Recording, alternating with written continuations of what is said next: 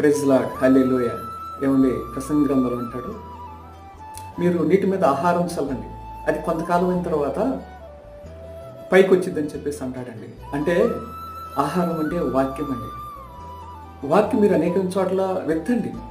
అంటే మీరు బస్సులో పోతున్నా, లేకుంటే ట్రైన్లో పోతున్నా, లేకుంటే విమానంలో పోతున్నా, లేకుంటే సైకిల్ మీద పోతున్నా, లేకుంటే ఏమంటే మోటార్ సైకిల్ మీద వెళ్తున్నా, లేకుంటే ఇంట్లో ఉండి ఇంటి పక్క వాళ్ళకి అనేకులకి ఆ వాక్యాన్ని వెతకండి, వెదజల్లండి. వెదజల్లిన తర్వాత కొంతకాలం అయిన తర్వాత అనేకులు రక్షించబడతారండి. ఆ ప్రాంతం రక్షించబడతారు. చూడండి, కొందరిని అగ్నిలో లాగినట్లుగా మీరు లాగని చెప్పేసి మాట్లాడుతూ ఉన్నాడండి.